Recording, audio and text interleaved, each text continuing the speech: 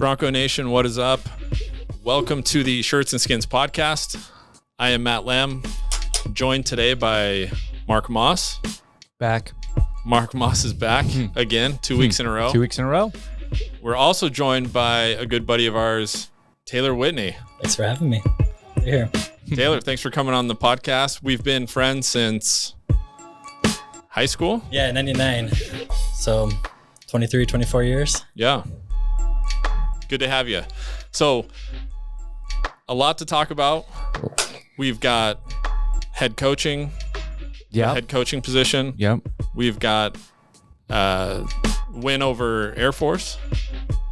We've also got some breaking news to discuss. Breaking news. Yeah. Mountain West Championship game. Yeah, the computers shined on us brightly today. That was a weird deal, right? Just weird deal. So, with those three topics, what do you want to jump into? I say we go to the game first, right? Yeah. Because that leads into everything else, maybe? Yeah. What were your thoughts, Mark? Yeah, so first off, I don't know. Thoughts were, so I was at the game. Did you guys, either of you go? You were there. Okay, Taylor was there. Not there. First thing, ambiance, environment, credit where credit's due again. I mean, I think they said that this was the biggest crowd for a last home game ever, right? And it was full. I mean, and I've been to those games where it's, November and the students are out of town and that whole section is just empty, right? Just forget about it. And I was kind of expecting that. But anyway, so we can talk about that later. But that was awesome.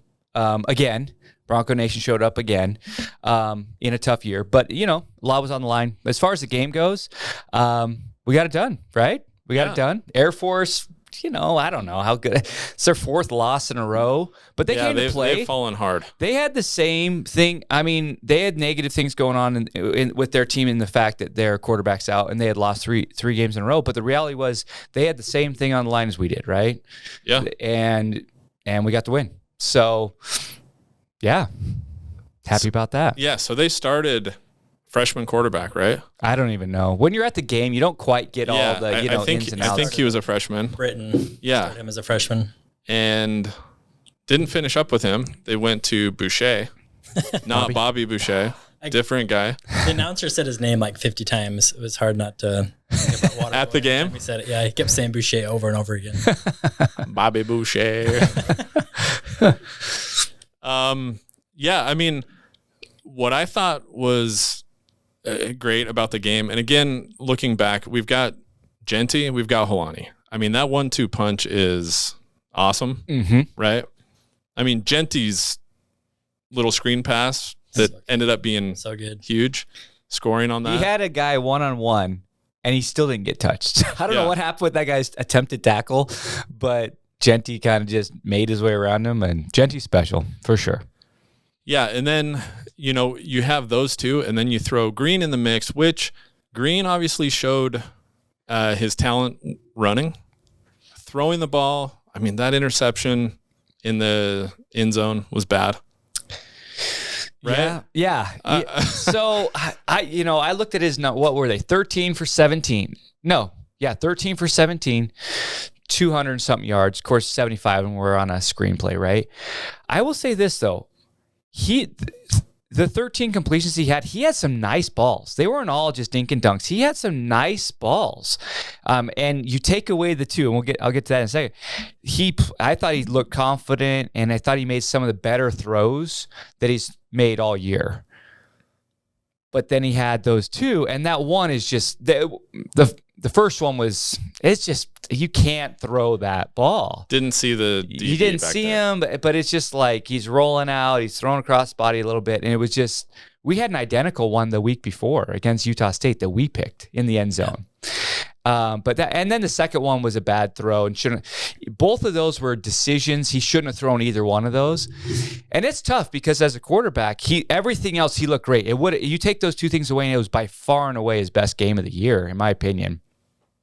But in a close game against a good opponent, you throw two bad picks. I mean, that's the difference between a middling team, a 7-5 team, 6-6 team, or a really good team sometimes. And he's not quite there yet.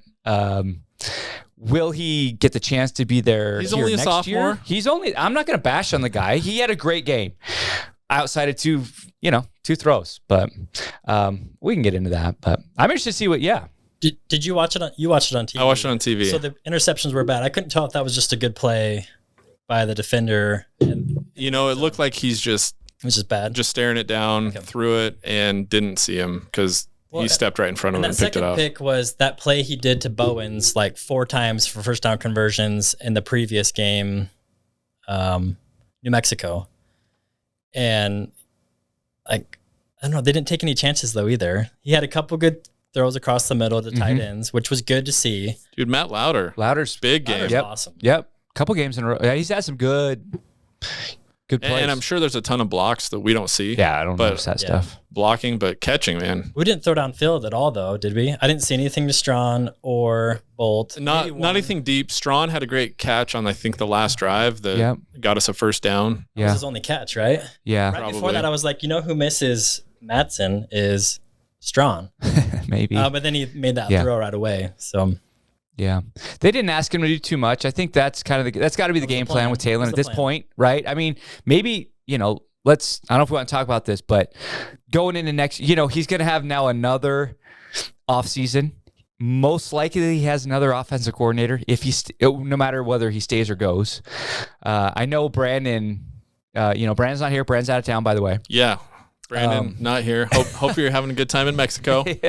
But Brandon really wants Bush to stay, and we'll get into the coach. And I would love him to stay too, but I don't know how, depending on who the hire is, how realistic that is, I don't know. But Taylor Green, most likely has another coordinator again, which is going to be tough, but maybe he needs that. I don't know. So he's staying, Mark, because you've been saying kind of all along he might be a flight risk. Taylor? Genty might be a flight risk. Well, I still think that they are, for sure. Portal opens December 4th. So there's... Actually, they could have transferred already. It's open already. It's open now. And the interesting thing, so for those people that don't know, because I noticed on Twitter that there are a lot of people that don't actually know this. The minute that Avalos for the uneducated was fired, folks that Mark comes across on Twitter. Kind of know everything. No, I do know this. I do happen to know this. As soon as Avalos was fired, Boise State's portal opened for 30 days. So that's a new rule in the NCAA. So the portal's been open since Avalos was fired.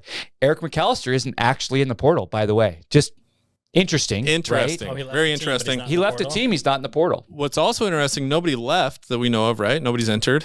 Correct. And Danielson signs or gets three verbal verbals. commits. Interesting. Not signs, but very interesting. One of them's a kicker. Yeah. Defensive lineman. Yeah. Yeah, wild. You don't know who the head coach is going to be? That is interesting. I don't know what the sales pitch is to someone like that. I really don't. I mean, you're not going to know most likely your head coach. You're probably not going to know your position coach. But they're obviously selling them on the program. Yeah, I mean, the name there is big. And you got to remember, too, verbal commits or something. I'm not trying to be skeptical, but verbal commits are one of those things where they can change them at any time. Yeah. And as guys start to commit, you start, as a Division I prospect, you start looking and saying, oh, well, they gave me an offer. Well, they're filled up now, and they're filled up. And so there might be a point where it's like, I just got to get in it, accept an offer, and then we'll, because I don't want to be left, without an offer if you wait too long, right? So I don't know if any of those three were high-level commit, like high-level prospects. I didn't go into that. But to get three, I mean, for an interim coach, that says something I think more about the program, because I don't think that Danielson is sitting there telling him, I'm going to be the head coach. I don't think there's any way he could say that. He can't. Yeah. How could you? No. So he's selling them on the program and how great it is, and that's or is it position coaches? Is it the position coaches? They're all, none of them have a contract after next week, right? That's true. That's a tough time. Well, you see it, you see the videos of Danielson in the locker room getting thrown up, and everybody's like, "Oh, they carried him. They're lifting him up." But then they use the commitment thing too, and maybe it's all explainable, and I don't know. But one is a kicker who's a transfer for San Diego State, so I don't know. Maybe he's on the tail end, and I mean, I would come to Boise State if I needed to get out of San Diego, not knowing who the coach is. But I don't know how important a coach is to a kicker. Yeah, good point. Know. And then the lineman. Some reason I was drawing tea leaves that he was connected to Hassanin somehow. And so maybe he's knows somebody or there's a connection there. Yeah. So maybe it's more player relations. One of them's overseas. Yeah. And I don't know who the third one is. So yeah, I can't remember either. But Interesting. Nonetheless, that's good. Yeah, that's a good and thing. I think that's cool for Danielson to be able to tweet out that, you know, bleed blue or whatever the graphic is that he tweets out. Yeah. Cool. Yeah. I mean, the guy's got to be having a ton of fun. I'm sure he's worried and, you know, maybe a little paranoid. I don't know about what the future holds for him. Yeah. But the guy is having a blast. You saw him. I mean, when Dalmas banged that 52-yard field goal, awesome. Yeah. that was a huge kick, by the way. Huge. Put us up by 7. 8. Put us up by 8, which meant, you know, they couldn't go ahead. Right. So huge field goal. Danielson's just going crazy. And you love to see that. Yeah, you love to see it. Well, you love to Dalmas see ran it. straight to him. He didn't even stop and dap up the holder. He just ran straight over to Danielson. So, like, they were both. Yeah, they did the chest bump in the air. The team loves Dan, you know, and so we can just go right into it, right? I mean, I'm sure we'll get back to the game and the championship coming up, but the team, I mean, there's no doubt the team loves Danielson, right? Yeah. The interesting thing, and we're all seeing, everyone listening to this is seeing the both sides of that debate, right? Do you make a coaching hire off a couple games, off emotions of the players that could be gone in a couple weeks anyways? You certainly don't. I don't think you can. But I think it sounds like people close to the program and people who have been around him feel like Spencer Danielson is going to be a head coach. Chris Peterson said somewhere it on the, soon. Post-game. Oh, did he? Yeah, on Fox. On yeah. the So it's just like, well, I don't know. I know I've waffled back and forth on it. My initial thought when Jeremiah Dickey fired Andy Avalos, first of all, I don't think he ever thought we'd be in this position. I really don't. No. I don't think anybody did. Nobody thought, no one thought this. No, which is incredibly awesome that we're in this position, right? But there's no way in my mind that Jeremiah Dickey, who was basically handed the Avalos hire, was going to fire Avalos for the defensive coordinator that has been here for 6 or 7 years, who, let's be honest, the defense was not playing great up to this point this year, up to that point. That was not the plan at all. I mean, I don't think Jeremiah Dickey had even a 2% chance that Danielson was going to be the hire. And then things start to happen, and the teams, but by firing Avalos when he did, he opened up the possibility to what we have now. Yeah. And here's the thing. The players love him, okay? He's obviously, the community seems to love him. Here's one that stands out to me, though. After that game, there were 3 prominent NFLers. Yeah. Scott Matlock, JL Skinner, and Tyreek Jones, all within a couple hours, all tweeted out that he should be the next head coach. And those guys were under him for multiple years, for 5 years, right? 4 or 5 years. That carries weight, in my opinion, right? Yeah. And so... And it's interesting, too, because you also have the camp, the players that played... I don't know how long ago it was, but the Hunter Whites that are like calling for Jeff Choate, right? For Jeff Choate. Because they played for him. Yep. And it's like they'll yell for him. Yep. But the guys here that are saying, like Skinner, who wants Danielson, they've obviously played for him. Yeah. So it's like... and ultimately, Jeremiah Dickey, okay, if you ask me right now, who is it going to be Danielson or not? I honestly do not believe that he's going to hire Danielson. Does anyone here think he will? No. See, I don't think he will. I would be fine if he was the coach, though. Driving over here, yeah. So driving over here, I thought to myself, what would be the home run hire in my eyes? Like, what would be a hire that I would be excited about, other than Chris Peterson and Kellen Moore? Bronco Mendenhall. Wait, what? No. You heard that though, right? I did hear about it, dude. Yeah. Dude, some people have been like, yeah, Bronco would be great. I'm like, what? Well, supposedly Jeremiah interviewed him yesterday, supposedly. Yeah. Allegedly. I can't imagine. So I can't name I honestly can't name a candidate that I would be like, yes, we got so-and-so. So then you start saying, okay, well, you have to trust Dickey. At this point, you just do. Because the reality is that you make one bad hire, which with Avalos bad hire, I don't know. That wasn't on Jeremiah at all. This one's on him. 100%. Yeah, 100%. And if you here's the thing. If you hire, let's say Danielson goes out and they win this week, and then you go and hire someone else. There's only one person that all the rumors, there's only one person we know wants the job. That's Spencer Danielson. Whoever you hire, everyone will now compare to the potential hire of Spencer Danielson. So whether it's an FCS coach, whether it's Bronco Mendenhall, whether it's some other guy, it's always, things don't go well, They're going to say, why didn't we keep the guy that won 4 games in a row and won the championship? So in my opinion, the safe hire, if they win this week, the safe hire is Danielson. Yes, because look at how many question marks start popping up if Danielson goes. You got a new coordinator, right? New coordinator's defensive and offensive, and you look at Bush Hamden. Hamden stays, right? I think he's done a really good job. Yep. I mean, if they bring a new coach on from somewhere else, He's probably not even invited to stay, let alone, you know. And then what do the players think? Because these guys like Bush, they like Danielson. Yep. So what do you think? Well, Dickey knows he made the decision to fire him, so he knows the details of why it wasn't working. And we still don't know, right? We know there was enough dysfunction where the locker room was lost and enough people weren't having fun or liking what was going on. And then they couldn't tolerate losing anymore as a result of that as well. And just kept piling on. Dickey knows enough data about that to have made the decision to fire him. So when he's looking at Danielson, he's assessing, can Danielson overcome that past these last couple games and into next year or not? And we don't even, we're impressed with Dickey, but do we know he's big time? We're impressed with his fundraising, his vision, his goals, but we don't know. There's not enough yet to know if he's how many head coaches has he hired? Right. So we don't know if he actually can go out and get that star coach that won't look right to the fans because we love Dickey. But maybe he is big time. He's going to bring him in, and he'll shut us all up with our speculations about whether he should have hired Danielson or not. But we don't know that yet either. But we do need to trust his decision because he knows what was going on to make that fire. So he knows whether Danielson's the right fit or not. And he'll compare all the other candidates as well. So I think in my mind, I think Spencer Danielson is the ace in the hole, right? And every candidate you're comparing against him. I mean, that's what you got to do as Dickey talks to all of them. And then you say, okay, this is my known commodity here. And also as he talks to Spencer, I assume and I hope that he's going to have an actual interview with Spencer Danielson. And as Jeremiah Dickey, I'd want to know, okay, you were here, you worked for Avalos. From all accounts, before this year, it was like he was Avalos's guy. You have to hear a plan from Spencer Danielson and say, why is this not going to be just like what just happened, right? What is your plan to make it different than what it was?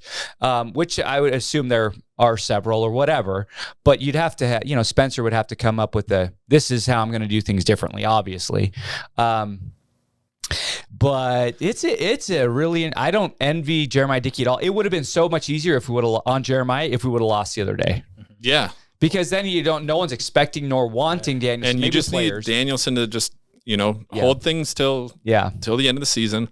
And once I heard the news of Avalos being fired and Danielson being promoted to interim head coach, my initial thought was, I don't think he's the guy. Like he's a good, he can fill the position for a little bit. Yeah. But now it's like, I wouldn't see it as a letdown. I wouldn't either. If he would, because I would have thought, going into it, like, man, if Danielson's the coach, we didn't try very hard. We didn't look far enough. But right now it's like, if we go out and look and do this national search and we come back with, well, Danielson's the guy, I would be okay with that. I would be okay with it. Well, do we know we're better now, though? Like, we know the spirits are higher. It's two games. We went down to Utah State. I was at that game. That fan base was apathetic, did not care. They did not make noise, and we just kicked their butts. Maybe we would have done that with Avalos. We looked good with New Mexico the week before. And then we didn't make any huge mistakes in Air Force game, but I didn't think we looked particularly good either. But maybe that's the style when you play with Talon as a starter is you just pound it. You don't throw the ball that much, just like with Cutter last year. Yeah. It's a good point. I don't think I think that here's the thing, and I know Avalos was saying this, and we were kind of I don't want to parrot him or anything, but the reality is that this team is much more talented than most of the teams we played this year. We know that and now. it was just really unfortunate mistakes, and I would argue some coaching and some reasons for some of those mistakes. But we were this close. I mean, this year could have been personnel-wise a lot different from 7-5, and so maybe if Danielson was the coach from week 1, are we 7-5? I don't know. I have no idea, and we won't know. That's for Jeremiah Dickey to figure out. But it's not like we were getting creamed, right? We had some really bad plays and boneheaded stuff and things that happened that led to a lot of close losses. I don't know. Yeah. I don't know. I just don't know who is better. Who can we get for whatever we can pay a coach? I don't know. And the thing is, there's not a ton of legit lists floating around. I mean, there's people that have thrown names out, We don't but know anything. nothing has been leaked. No, nothing. It's Like crazy. people are tracking flights and stuff, and there's people are guessing at stuff, but we don't know. We don't know, and I don't know. I'm just trying to think again. I think Ryan Grubb, and I don't know. He's making $2 million as a coordinator at UW, and there's a lot of. So just today, there's been several more jobs opening up, and that's why. Well, anyways, I'll get to that in a second. But I think he would be a great hire just because of what he's doing at UW offensively. Other than that, I can't think of a single assistant that I'd be like, oh, that's better than Danielson. Like in my mind right now, everything is compared to Danielson, and I don't see an assistant out there that I would be super excited about. I might be ignorant, but I felt the same way. The only person I get excited about is Grubb, but I don't even know that much about him. It's just bring just that the results. here. Just that he's from Washington. Yeah, that too. And they have Michael Penix Jr. and Can he come? he's not. It's a package deal. So I was of the opinion for the last couple of days that there's no way that Jeremiah Dickey can announce the hire until after the game, if it's not Danielson. After the championship game? Yeah. But yeah, if he announces anything, that's going to... I just think that's a horrible idea. And there's people... Bad idea. I agree with that. The focus is going to be gone. I think so. So I'm still of that opinion. That said, like I just said, there is like a lot of jobs coming open right now. And it's one of those things where if you're looking for your guy, and they're not going to sit around and wait like, well, wait, you might hire what if Danielson wins? Like they want something in writing, and then it'll leak, and then is it better that you announce it or you don't? You know what I mean? Like, because these new positions could be going after Danielson, right? Yeah, I guess so. Right. And if it's like if Dickey wanted Danielson, it's like, well, they just stole him, or they made I was him an thinking offer. more about our potential, who we're going to hire is they're also getting other teams are going after There's them. more competition. And so you need to get something nailed down. But I think the worst thing you could do is tomorrow or the next day or Thursday announce, oh, we've hired the Kent State head coach or the Appalachian State head coach, and no one on the staff, no one of the players know him, and they're getting ready for championship game. That would be we agree that that's a bad idea, right? Bad. He might be forced to do that though, because if he knows he might be he's forced. got the guy, he would have to do it. But I think we're too far down the pecking order to where it might work out with luck that he won't be able to solidify that wait till decision Sunday until after anyways, but we won't know that. But yeah, I think that's the stuff where maybe he feels good about two people, but it's a matter of who you can get and the timing of the championship game and who gets plucked away to another school or whatever. So it's interesting. Can we talk about the weirdness of the Mountain West this season? So pathetic, dude. Oh, you mean like the conference? Or the whole just the conference. whole thing? Like, what happened to Fresno State? They lost again last night. They lost again to San Diego. They didn't win after they beat us. Yeah. that was for Hoke. They got excited. They won for Hoke? For Hoke, yeah. Yeah. And San Jose just won 6 in a row or 5 in a row, maybe, to finish off the year after we beat them. And you look preseason, UNLV wasn't even on the list No. to win the Mountain West or to even be in the championship game. No. I love that we're playing UNLV. I feel good about that now. Oh, yeah. I mean, I don't know. Who knows? You get into we've been around sports long enough. You get into a championship game, I don't care who they are. Anything can happen. So I'm not, I like our chances. I like our chances better this year than Fresno last year at home, to be honest. That was it. So, but because we lost. Yeah. No, but I remember going to that game being more nervous than I am now. Yeah. But the Mountain West it just wasn't. At the beginning of the year, we were like, the league is not good. And then there were some things happening. It's like Air Force was number 17 in the nation. And then they lost. And they lose 4 in a row. Weird. And then really Fresno State was right there too. They lost to Air Force, right? And then they lose to us. They lose to and then New Mexico. I think there was a lot of mediocre teams, us included. I think there's a lot of upper mediocre. The bottom wasn't as horrible as some years, and the top wasn't top. So you get a lot of parity. And it's like this is the perfect year for a 7-5 Boise State team to make it to the championship game. Yeah, it's so hard to know how good we are because we thought we were so bad, and then now we're going to the championship game. But all these teams that we beat or we think we're better than, they keep losing. Like that Fresno loss was like, Fresno, we felt like we were better than them, but then we still lost it. And then we see Fresno after that. It's like, and then You have no idea how good we actually are because of everything you just said there. How do you get through 12 games and still not know how good you are? What a weird year. Overall, I don't think we even looked that great against Air Force. We did. And they started the freshmen, so I still don't know how good we are. I still feel optimistic about UNLV just because, but Air Force is just such a different beast. You know what I mean? It's just such a different. It's a even when they weird throw game. it, it's different. It's just a different thing. We're still very susceptible to the throw, big time. I mean, Big time. Does Air UNLV Force throw looked. it? What was that? Did they throw? I think they're pretty balanced. I feel like, and they're the top scoring team. They score like 35 a game. So we're gonna have to play well. I mean, it's just no gimme, right? I mean, they won. They beat Fresno. They're not a bad team. There's no way they're a bad team. So you don't go 9-3 and be a bad team. But 229 passing yards last night against San Jose State.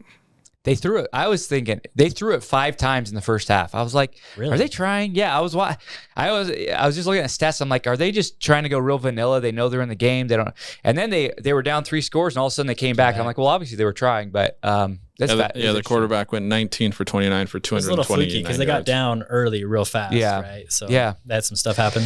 It was interesting to watch the reaction online today. A lot of the other, let's all be clear, and we know this. The rest of the Mountain West hates us. Oh, dude! If They you hate have us. to hate Boise State, Oh my God. They hate us. if they didn't hate us before, which they did, Yeah. they hate us even more now. I know, and so there was a lot. Like I saw a lot of just dumb stuff, like, oh, the Mountain West did this for boy, and then someone, to their credit, and I don't remember the name, but someone like went through, which is crazy amount of time, I'm sure, went through all the other leagues. Oh yeah, Did you Saw see that. that? I saw that said- right before this. And Boise State would have been every other league's tiebreakers. Boise State would have been in every single one of them. The team that got screwed was San Jose. San Jose Yes. State would have been in at like 6 or 7 of and the 10 in some of leagues. those conferences, we would have been hosting the. We would have been championship hosting game. more than half. Yeah, Because they go to head-to-head. It's 3-way tie. Then you go head-to-head amongst the tie. You know what I mean? So the way that the Mountain West set this thing up was such a mess.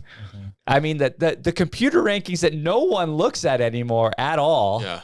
And I think so many Crazy. people last night were like, "This thing is so stupid, the way this works out." And then this morning, when it came out, they're probably like, "No, it works. Yeah, it's of course. okay." Well, not in San Jose, right? Yeah. But the interesting thing about college football in general is we're going to see everyone's going to figure out their tiebreakers. But we've talked about this on the pod. I don't know how much you've listened to earlier on in the year, but I hate the direction that I love college football. Yesterday was awesome. My father-in-law was in town. Oh, We were dude, sitting ton there of good watching games. football games, going back and forth like all day long. It was awesome. But the direction of college football with these huge conferences, like 18 teams in a conference and no divisions, Yeah. and you're going to somehow figure out 2 to play in the championship gonna be game when rough. they don't even play the other half of the teams. There's no way to make it equitable ever. So this is going to happen more and more often. I don't like the fact that they're too big without divisions. But it is what it is. You got to win your conference. I mean, do we just leave it up to AI to figure out Maybe. I don't know. But this You guys had a good is results going with to that before, didn't happen. ya? with AI? Trivia question. Trivia. Right? Yeah. This is going to Our happen UCF way more, trivia. though. This is going to keep. I didn't realize that these new bigger conferences weren't doing divisions, and that's the direction things are going. Then. Yeah. Like the Mountain West did. I didn't realize that. Then that's gonna be a disaster. Yeah. So then. next year, all the Big 12 doesn't. Big Ten. The Big 10 won't have them Yeah. next year. The SEC won't They either. have 20 teams, 18 teams. Right now? 18 and 16, and the Big 12 is going to have 16, I believe. Dude, it's just hard. I don't like. It's so If stupid, if you're Brian Harsin, how hard are you laughing at Auburn right now? dude. New Mexico State in 1 week, and then you give up a 4th and 31. Alabama. Yeah. A chance to beat Alabama. Dude, horrible. Oh yeah. Oh. He's got to be like, well, guess it wasn't me. Oh, so bad. Right? So bad. Yeah, that was great. So Brian Harsin, by the way, I know we talked about him the last couple weeks. I like Brian Harsin. Me too. I always did. Mixed feelings there. But Yeah, he's a good coach. Do I want him to come back? what would you rather have? Brian Harsin Spencer and Danielson. Spencer Danielson stays and Bush stays. Let's just throw it out there. Or Oh, you're saying Brian Hart's head coach, those 2 coordinators stay. Or Sean Lewis. Who's Sean Lewis? His name's getting thrown Texas out there. State, or- He was the coach at Kent State, who's now an assistant for Dion. Are these my only 2 options? Well, or anyone, just any assistant, and they bring in their whole new staff. Harsin. It's an interesting take Harsin. Harsin. Yeah, I mean, I don't know. Yeah, that one I would could take do Harsin because I worse. know. Yes, you can do worse. We for could sure. do worse than Harsin. We could do worse than Danielson. I don't think Harsin even gets an interview though. I'm still convinced he's going to be at San Diego State. Not even a text from Dickie. Probably not a text. Not even a Christmas card. I don't know, man. I just think there's too many people in influential spots that didn't like Harsin, that he rubbed the wrong way, whatever. You thought that was actual like people, donors, things like that didn't like him? It's hard to tell. I don't have any proof for that, obviously, but I just think that I do remember the vibe when he left was like, oh well, we'll get someone else. That's better. He was he's got a little bit of a dick sometimes. Like, I don't know. I just don't think that it would. You contrast that to when Pete left, and it was like the sky is falling, and for good reason, right? But I don't know. The whispers out there. I'm sure there were some people that loved him, but just talking to BJ and talking to some of the people that they talk to. Obviously, this is going a few levels here, but like, I don't think that he's a serious candidate. To be honest, that's just an opinion somewhat. Well, I can step on a lot of landmines with the fan base and this podcast. Here we go. I was always a Harsin apologetic. Okay, apologist. And I know that you get in trouble for liking Harsin, and also anything that would be leaning towards expectations. Now, I'm not saying that expectations are too high, but maybe have some humility in that Peterson was like the pinnacle. And to maintain that, you don't do in college football. And we have no business maintaining that number at two. Boise Zero State business. with our money, the size of our fan base, the size of our donors, all that stuff. So with Harsin, I thought he was underappreciated because people kept expecting this, which nobody does in college football, but Alabama, right? And then he kept it going. I know there was those awful losses that happened, missing championship game, losing some championship games, granted some people the wrong way. But I still think there needs to be some appreciation for what he did. That he kept it going. And if it was a decline, I do think that was inevitable. And it wasn't a steep decline. No. It was slow. Yeah. So maybe he did grind it into the ground. And that's the stuff I don't know about. Maybe that's where I'm overly appreciative of him. But yeah, I don't think he did. Brandon thinks that he left Avalos with a cupboard bare. And I'm like, there's no proof to that whatsoever. I think Brandon's being a baby. Because, there you go. Because they were already frustrated with some of the losses. And then Harsin said the Twidiots comment. And so many people got lost with that. And it's like, is the job of the coach to be liked? Maybe a small percentage of the job is to placate to the fan big boners, big donors at least, right? Wait, what? Oh, whoops. Well, that's important too. Wait, hold on. Wait, what? I got a question. Does Dick have big donor?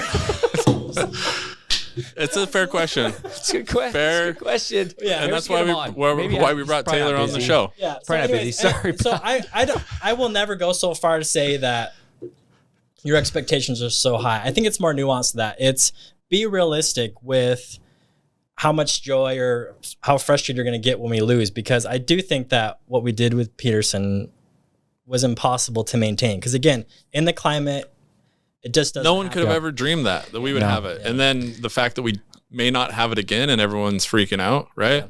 But I get it too. Like if he calls you a Twidiot, people are going to be offended by that. But I'm a middle manager at a big organization, so I get what it's like to be a manager too. It's like you cannot please everyone. You just got to operate within the building. I think his point was, I'm going to control what I can control. And the only way I do that is I don't actually listen to the people on Twitter. And maybe how you critique Harsin is, he was listening to maybe that's why he said it, because he is being sensitive and all that. So anyways, sorry, Brandon. I didn't mean to. Brandon's being a baby. But that's what Taylor said. Off, all the people in that camp. But I do think there needs to be a level of appreciation for what he did. And that's why I still like him today, because people feel like it was a good thing. He won a Fiesta Bowl. I do not think so. He did win it. Yeah. Well, yeah. And now we know. Right? Yeah. And I think that the appreciation for Harsin, I think that now that we've seen what happened after he left, I think that you can look back and say, like, he had a really tough job following up Pete. No one was going to keep it there. Even let's be honest. Pete's last year we were 8-5. He didn't keep it there. So, and he was out the door. And so he's a bum. Harsin came. Yeah, he's a bum. What was he doing coaching here, anyways? So I don't disagree with that. I think that but there is just a lot of people that really he rubbed the wrong way for whatever reason. I do get it. But I think a lot of people would still take him back, though, if he's winning football games. I would. And he averaged over 10 games a year. And did you watch the interview with BJ and Harsin? Yes. Yeah. You could tell. I mean, the guy, he has high expectations. He's a leader. Yeah. He's going to demand a lot from his players because the whole 2 quarterback thing he was talking about. And he's like, you got to, have that one quarterback, earn it, fight for it, and not just do this whole back and forth thing. So I think Harsin, he's going to make decisions. Now, if those decisions are rash or, like whatever, too quick to make decisions or what we think may be the wrong ones, I don't know, but he's going to make a decision. And the guy, I think, is a proven leader and proven Harsin. winner. He's going to be successful. He'll be coach. He'll be a head coach next year. I think he's in the mix at Oregon State. I think he might be in the mix at Oregon State. About that. I still think I still think he'll be at San Diego State. I think he would be awesome there. I would hate it, but for him, it would be great. I think it would be great. I think but I think he could get in the mix with Oregon State. I mean, he could sell that the Auburn thing was just so foreign, so different. Yeah, it didn't work. But look what I did at Boise State. Are we playing Oregon State next year? Next year, yeah. So I think he could get in the mix there. I think we could do way worse than him. But it is what it is, and I don't know if that ship may have sailed. I think you want to know who wants the job that you guys. I don't know if you listened to Idaho Sports Talk this week. Dinwiddie. Dinwiddie wants. Did you hear that interview? I didn't hear the interview. Oh man, I didn't hear it either. He wants the job. I mean, he wants the job bad. He did before 3 years ago. Yeah, right? but he wants. I don't think. Who would you rather have, Danielson or Dinwiddie? I don't know. I mean, Dinwiddie's been. He's coaching CFL. Yeah, he's been like the coach of the year up there for 2 years in a row now, I think, and won a Grey Cup last year, not this year. But the only way that you could bring Dinwiddie in would be if he kept the majority of the staff, because he hasn't been recruiting ever. Yeah, I mean, and that's the same thing with Kellen, in my opinion. But is that he would just have to keep the coordinators and everyone, because he might be a great guy, but I don't know. We don't know. I think he might be a great CEO and a good coach. He knows what it's like. I don't know. We could do worse than Dinwiddie too. Dinwiddie might actually, if he kept the coordinators, that would be one hire that I'd say that I would be excited about. I would actually be excited about that one. I'd be more excited about Harsin though. Yeah, for sure. Well, we're already talking like Kellen Moore is not even in the mix. We're like, the way we're talking, we're already making that assumption he's not. And I don't think we can get him. We don't know. Well, right? I mean, we're assuming, but either. And obviously the guy knows football, but like he's not going to win you over with his charisma. That comes from his just knowing stuff, right? And there is 2 different types of people in the world: people that you can win over with the hype and the energy, and the people that just want to know that you know what you're talking about. So he's only ever going to win over the people that know football. So maybe that, but I don't know if that gets recruits or not in this day and age. I'm with Whitney here. I really am. Brandon and I talked about this last week, and he was. I don't know. I just don't think that Kellen Moore is a slam dunk by any stretch as a college coach. I don't think so. But I don't think he's even in the mix for this. So, are you just basing that off his Kendall Ford commercials? Dude, those are pretty good though. Those are good. I like those. Herbert? No, yeah. Can you imagine the downfall of Kellen Moore if he came here and it went bad? Can you imagine so that would hurt all of us because he is so beloved. But like, just imagine how if he didn't win, how toxic. You would start getting like Napoleon Dynamite references and stuff. Like it would go so bad so quick because there's so much ammunition to use there as well. I think it could get real. Yeah, like if you bring him on as a head coach and he has like a losing season or goes like remember Ty Detmer at BYU? Yeah. He was only a coordinator. He just kind of faded away. So bad. Yeah. So bad. But they didn't fire him. They're like, you'll be a coach in our hearts forever. Won't extend you. Yeah. But and he went back to high school. I don't know what he's doing. Yeah. It didn't work though. Yeah. It'll be interesting because I assume by the time I think there's too much to lose for Kellen Moore. Yeah. Too much to lose. Why would he want it? The only reason stay in the NFL, Kellen. I've talked about this. Yeah. I don't know why you would want to be a college head coach right now. Aspire to be an NFL head coach is what I think he should do. I should text Jeremiah and tell him to just forget about Kellen now. Text Kellen too. We figured that out. Oh yeah, okay. Yeah. Good idea. I like this guy. All right. Hey, we have a couple comments. Ooh. We had a fun episode last week. We did. Dave Southern joined us. Yeah. Dave's a great guy. Real quick, sorry, can I interject real quick? Yeah. So start talking about Dave Southern and Taylor's like, stop I love this guy. Well, no. So just one of my goals for this podcast was to be in the top 2 of guests on this podcast that work at St. Luke's. Oh yeah. Second St. Luke's employee. So in the top 2. In the top 2. Okay. And the top 3 of all guests. Do we know anybody else at St. Luke's that is gonna fight you? Who knows what we got next week? Well, you guys only had 3 guests total, right? Yeah, we have. Am I the third? You're the third. Top 3 is what I'm aiming for. Top 3. One of them doesn't work at St. Luke's, but the other 2 have. So you're definitely top 2. Yeah. Of St. Louis. Congratulations. Yeah. All right. Good job. Thanks. That's Sorry. good. Matt Myers saying you guys are getting big time, landing some great guests.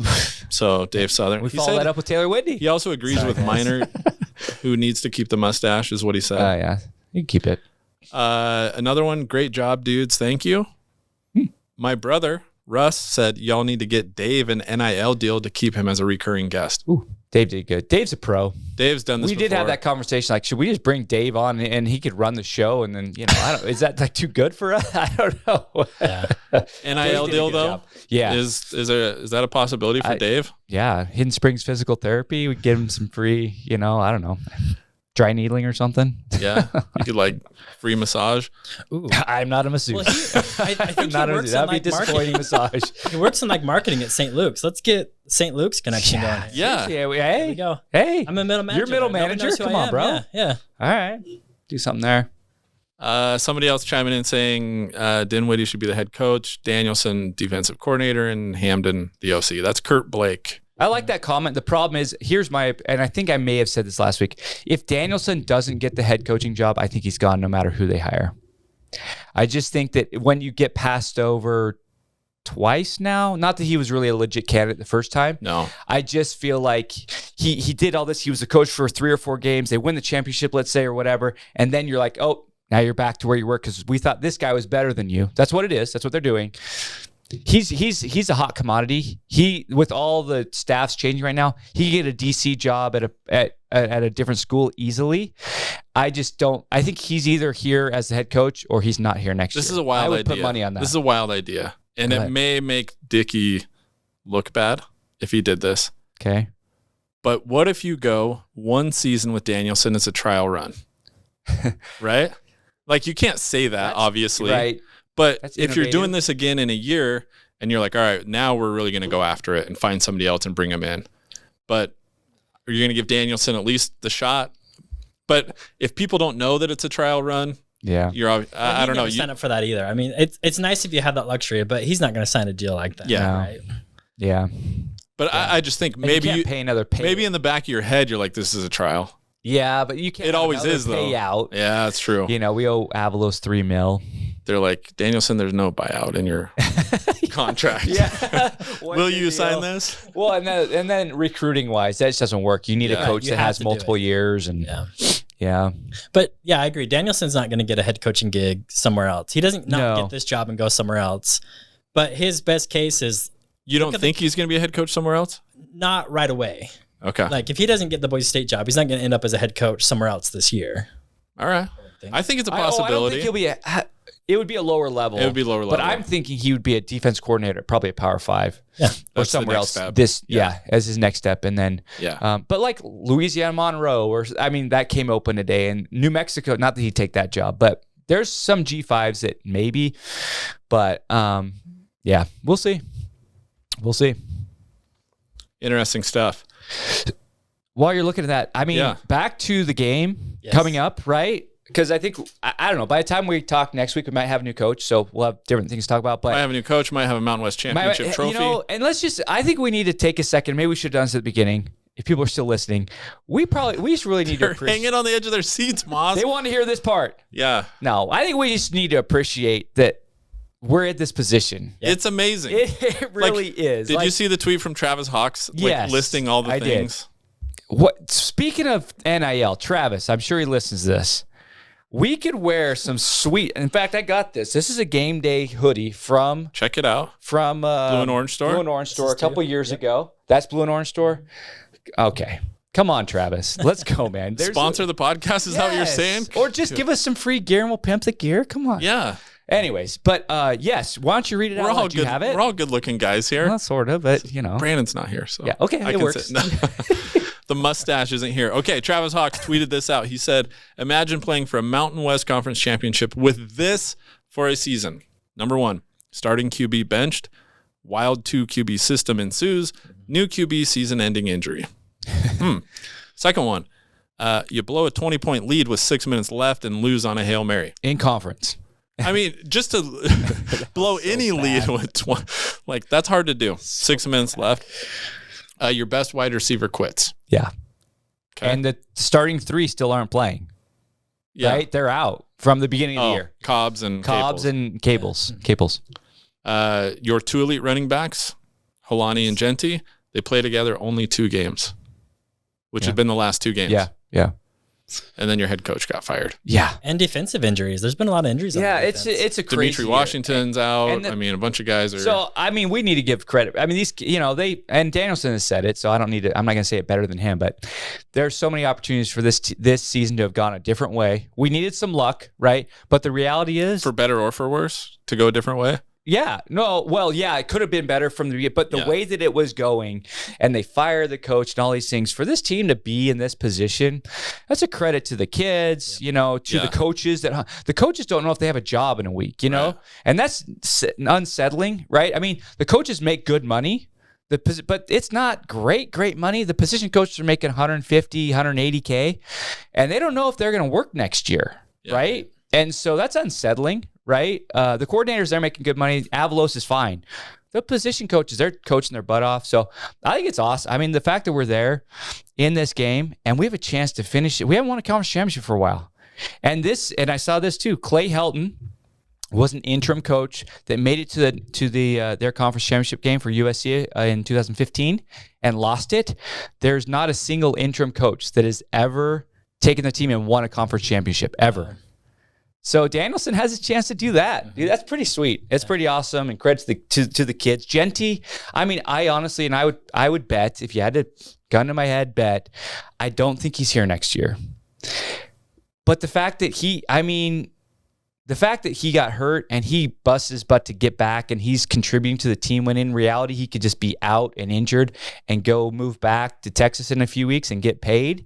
And he may end up doing that anyways, but the fact that he's bust his butt and playing and putting his body on the line, awesome. So it's pretty cool. What a year. 2019 was the last time we won it. We beat Hawaii.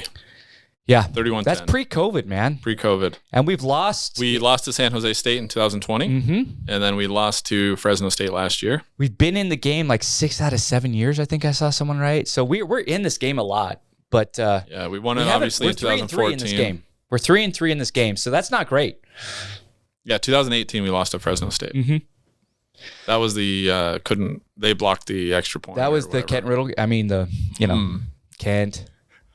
Kent's a good guy. Come on, Mark. The Riddler. He's the one who brought it up. Riddler. He's the Riddler, yeah. No, I like Kent. I agree. It's Thanksgiving weekend. I do think we should enjoy that and celebrate. And I'm actually gonna figure out a way to go. I think. Are you? Because we went down to Logan and it was so fun to go. I love away games. I'd never been to that stadium before. It was awesome, and so just a chance to go to Vegas and hit the Pac-12 championship the night before too. Have you looked at those tickets, dude? They're like good 160 luck. or something. Oh, is that it? Oh, I thought they looked higher. That was last week. Oh, okay.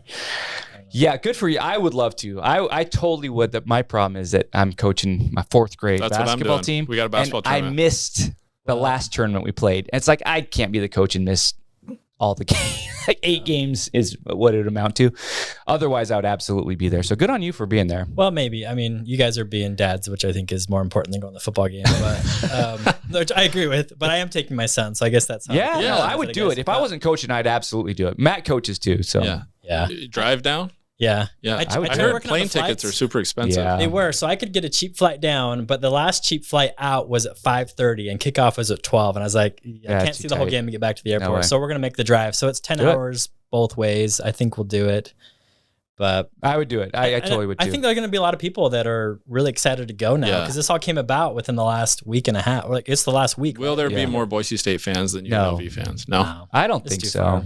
It's a ways, and it's late notice, and who knows what the weather will be like as far as driving. But it looked okay. I was checking that out today. Yeah, it should be a decent contingent for sure. And I wish I could go, but I just can't shirk the responsibility. Yeah. Are you pitching your sob story so Travis Hawks will charter a jet for you down there? Dude, that would be sweet, Travis. What about BJ's PJ? Yeah. BJ's always getting a ride on someone's private jet. Do you actually talk to Travis? Do you guys? I know Travis. I don't know him well at all. No, I know him, but I don't talk to him. I try and he'll ignore me a lot more than he'll. He hasn't blocked you though. You guys gotta get him on here someday. I worked for Travis. Oh, in fact, we've talked about getting. Was that your first job working for Travis? Or? No, but I did work for Travis. Yeah, back in the day at Pro Image and Caps. I worked at Caps one summer. Do you have somewhere you're going with this next? Can we? What do you got? Go I for just want it. to talk about Talon. Let's do it. I think it's so interesting because, like, I do like him, and I don't Yeah. want to actually hate or critique or anything, but I do think that this game, and it is Air Force, so I think that factors in, of course. But the inconsistency of, like, there was a couple drives that were fantastic. We had two huge plays by Genty. Mm-hmm. There was one really good sustained drive, but beyond that, overall, I saw lots of failed third and shorts, third and longs again. So I think it's all validated what his strengths are versus some of the things he's working on. Yeah, anytime we were in a third and long position, it was like there's no hope. Yeah. Couldn't get it. Yeah. So, like, the crappy part about getting behind Talon right now is if this happens again next year, 1 game, 2 games, that's when the fan base turns. Like, it always happens with all the quarterbacks. Like, people hated Rippon by the end, right? And Rippon was really, really good. It was really good. It was really good. And then you saw with Hank, right? He comes out, he's a flash as a freshman, does really good. But you could see before that last year too, if we're not killing it, Yeah. the fan base just turns. And I think next year is when that runs out. If this happens again next year with Talon, the fan base will turn and will do what they've done to these other quarterbacks who are very competent. Yeah. So it's interesting. Yeah, I was gonna, or at least I had these thoughts over the weekend too about Talon, where it's like I'm really glad he got his shot.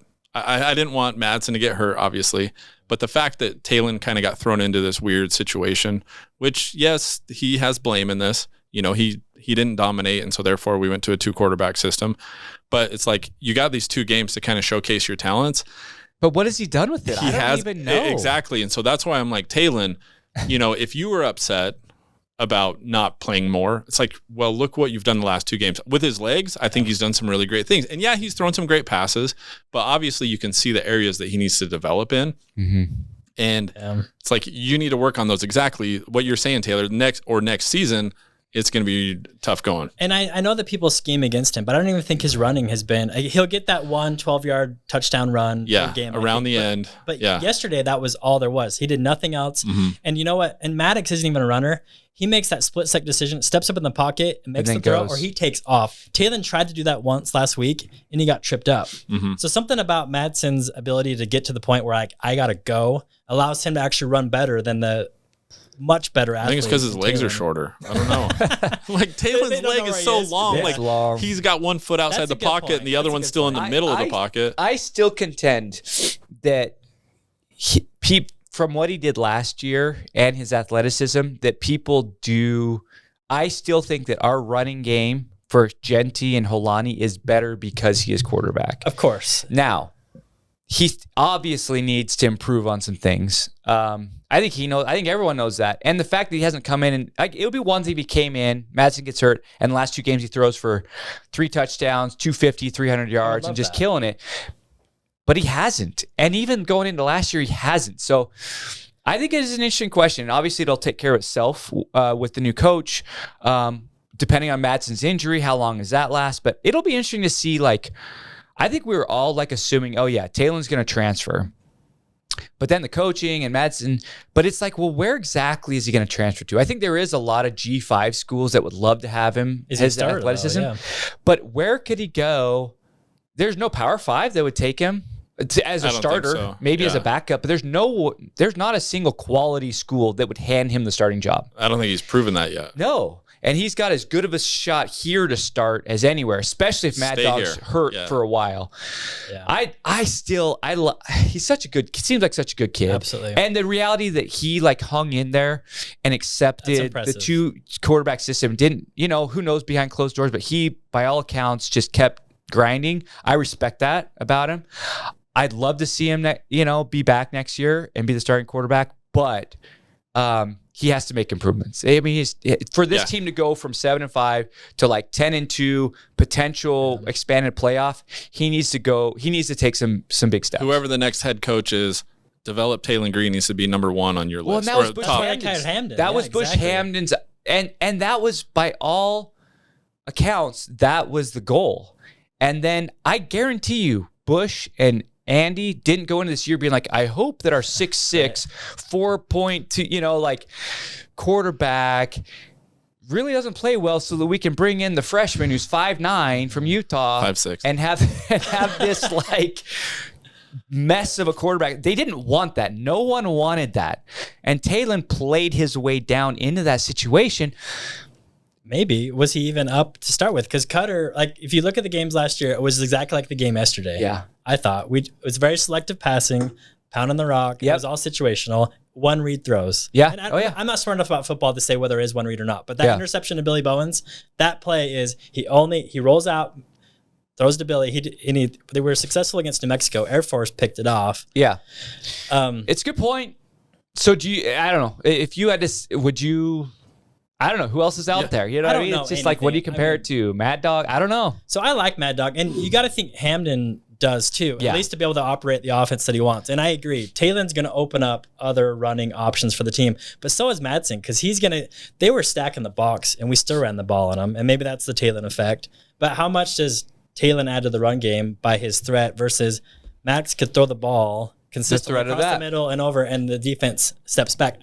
Obviously, you can't compare those things one-to-one and make that determination. But I think that's the case for Talon is we can run the ball with Talon. And of course we can, but I think that we could with Madsen as well. Yeah, I'm not going to argue that. But I don't know, maybe Hamden, do you think Hamden's having as much fun or wanting to run the offense that he wants to with Talon? And that's also the case for Talon is we're playing to his strengths. What does that remind you of? Game manager in the NFL, right? Yeah. And people are like, is that a good thing or a bad thing? I don't know, but they're dealing with what they're dealing with, right? But we'll see. I mean, do we all agree that both those quarterbacks aren't on the roster next year? I don't see too many situations that Mad Dog and Green both come back with the uncertainty of the coaching staff. Because I think they've both shown enough that they could both start it at Group of 5 schools. I don't know. You don't think they're here next year? I don't think both of them are here together. I think one of them stays and one goes, I think. Well, Maddox probably waits to see what Talon does, yeah? Yeah. But again, no one's going to be handing a job anywhere else. So maybe they say, hey, I know this place and I'm comfortable here and we're going to battle. Because anywhere these guys go, there's going to be a competition. There's not unless you go to FCS. And Talon's not going to FCS. You know what I mean?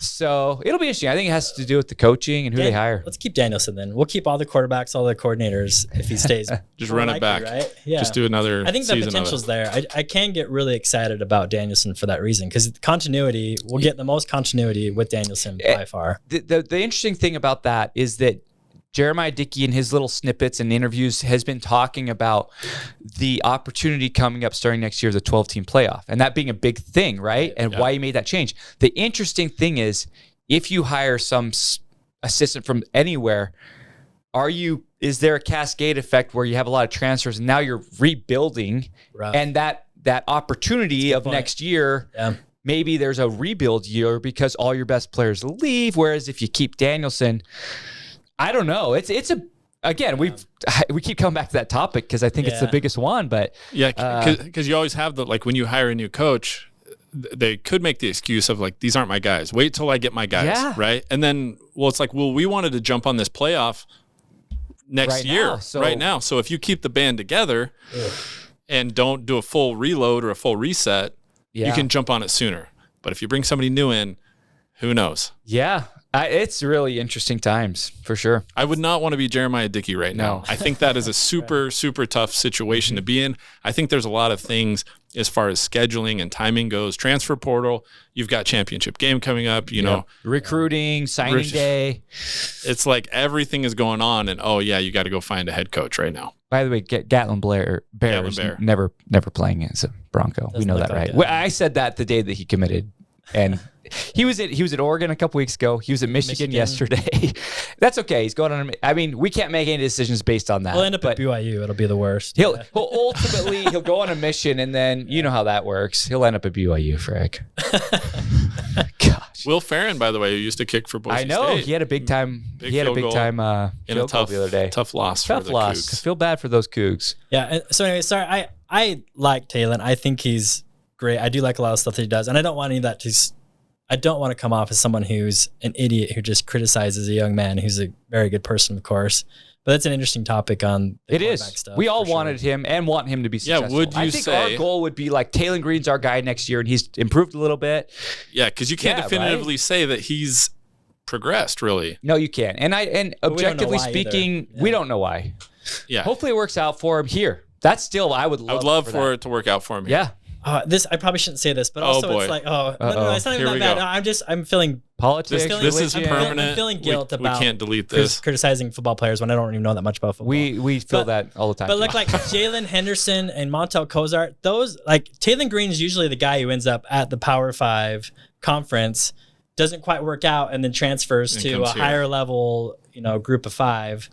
Not the opposite. We just started. Yeah. He's always been interesting that way where, you usually build an offense around a Maddox Madsen, not the other way around to a Taylon Green, it's just kind of interesting. It is interesting. I love the stuff I see on social media of like the guy saying to his wife, like the 19-year-olds that went to the same school I didn't perform didn't score as many points as the other team, so I'm just going to stay in the basement and drink until I fall asleep. Well, it's like we invest so much in these 19, 20-year-old kids. Yeah. And it's like you forget their kids. And – obviously, there are things more important than this, and I just wanted to have something to talk about, of course. Obviously, none of this stuff really matters. No, it's just fun. It's fun. It's fun to be a fan. It's fun. But yeah, I mean, perspective's important as adults. I remember when the spring game a few years ago, we went down there after, and the kids were there, the players were signing autographs stuff. And I just remember that, like, just looking at these guys, and they're freaking teenagers. You know what I mean? And it's like, yeah, you got to remember that. Because we were at the heyday, we were the same age as these guys, and we forget that we're 40 now, right? Or some of us 40. Soon I'll be 40. Yeah. What are we doing? Yeah. I will be 40. Yeah. Yeah. One last thought. I think we talked about it a little bit, but man, special teams, amazing. Yep. Jonah Dalmas, James Ferguson Reynolds. Amazing. Yep. Yeah. Sorry, kicking. I should say be a little bit more specific. We didn't return a kick the whole game. No. We have no interest in it. Neither team did. Yeah. Air Force did one at the end when they were short on time. Yeah. But to have a kicker like Dalmas go out there, 50-yard plus field goal. It could have been 60. And and it was, he just banged it through. Yeah. Right through the uprights. Yep. And that took a load of pressure off, because if you don't make that, they get the ball right there. One play. Yeah, one play. Yep. Yeah. Throwing against our secondary, that's scary. But when you've got an 8-point buffer, that's huge to be able to. Worst case, we go in overtime. Yeah. Danielson's so fired up. And Ferguson Reynolds, I mean, he had another stud. Dude, they started playing the. Yeah, you were at the game. Yes. That was the first time they did that. Land down under. Land down under. Every time he come out, dude, that was awesome. And they had a picture of somebody. Well, they have kangaroo costume, which is apparently Joey from the MC guy. Oh, really? Apparently it is. Yeah, I saw a tweet. He's like, I just realized who this was, and apparently it was him in the kangaroo costume. That was awesome. Joey from what? He's the MC at the games. He's on the radio guy. Oh, Jenkins? Okay. Yeah. That's funny. Yeah, they're definitely pushing for him to win the Ray Guy Award, right? That's I think he's number one in the country in some categories, but it's like 73-yard punt, right? Yeah. That one. Genty didn't even get on the Doak Walker finalist for the top running back. There's 10 running backs. He didn't. That's so ridiculous. So stupid. But yeah. It was, to what you started with, Mark, the crowd was awesome. To have a full stadium that was loud and cheering, and to have those big plays where that screen pass that Genty took to the house, and to see him without his brace and back, like he's so fast. So anyways, it was cool to be there for all that live. Yep. Yes, sir. Are we winning? Oh, wait, go ahead. No, I'm just going to say we got Mountain West Championship game coming up. I like our dude. It just seems like I wouldn't say we're the team of destiny or anything like that, because this is a crazy ride. But I just think pound for pound, we're a better team than UNLV. I think our players are playing super inspired. They've been in championship games. Pretty much most of them have only lost them, but they've been in that situation. UNLV is new. They have nothing to lose, right? I think it'll be a good game. I don't subscribe to the we're gonna kill them. I've heard that from some people, but I think we find a way to win it. I just think we find a way to win it. Danielson gets carried off the field. It feels like we're on an upward trajectory, though, right? So there's excitement. It's a good time. Like, I think looking back to the Fresno State game when we lost it last year, I wasn't like we maybe felt like we should have been there. Like we should have won. Mm-hmm. But this one's like we're climbing from the bottom of the pack, and we shouldn't even be there, and it's awesome, and I think there's a lot of excitement. Yeah. I like that we're coming off a win. They're coming off a loss. Like they were probably feeling a lot better before yesterday, and I think we continue to feel better and better, and I think the crowd's going to be good. And I agree. Like we're hungry and we're scrappy. We're going to come down there and I think they're going to win it. I think that anything can happen, like I said, but I think we're going to win it. Yeah. Okay. I think, yeah. Yeah. I mean, I'm not going to go against us. Yeah. We're going to win this. Yeah. Taylor, you said we'd win? Win. Yeah, win, and we'll lose to Wyoming, probably. Is that Why? an inside joke? No, sorry. Oh. I thought that was a recurring joke. Yeah. Sorry, I botched it. I'm That's sorry. no, Cut that's that out. You edit perfect. this, right? that's a recall back to me saying we'd lose to I Wyoming thought at you home. guys made a recall on that. That might have been too far back. My bad. No, And that's we have good. some ice baths. Possibly. If we do win, Brett Hughes has Cafe to come Rio? back Yeah. and do an ice plunge. Hot punishment, right? Is that what you're A talking hot about? punishment. Well, it'll be cold punishment. Oh yeah. It'll be cold in that While others eat. Cafe Rio, Rio. or Costa Vida. Yeah. Yeah, that'll be good. That'll be interesting. All right. Well, thanks for joining us again on the Shirts and Skins podcast. If you're watching us on YouTube, leave us a comment. We appreciate those. Subscribe, like it, share it with your friends. Yeah. Taylor, you're going to watch more of our episodes? Maybe? Yeah, so I found you guys like 2 weeks ago, and I've watched almost all of them since then, and wow. you guys are good. So Yeah. No, this is the podcast for the Boise State fan. I was telling Matt before this, like, this is perfect. You've been a fan for 30 years. You know players' names. You know what it was like to do the ascension and the decline. If you want something that's not just rhetoric and media or whatever, like, this is the podcast for the people. Is how I feel. So Hey, I feel so privileged to be on. So thank you, because I saw this and I was like, oh, I want to be on there. And then you No messaged me way. this morning. I was like, yes. That's So, funny. Anyways, well, it's been thank good. you You very did a great much. job, man. I appreciate it. Not that we know what we're doing. We're just having fun, but it's been good. And just reconnecting too. I haven't talked to Taylor in long time. 20 years. Yeah, It's been right? a while. Other than on Twitter. So it's been cool. Thank you. Taylor, thanks for joining us. Thank you. Yeah. Good to have you. That's it. We'll That's it. see you next week. Boom.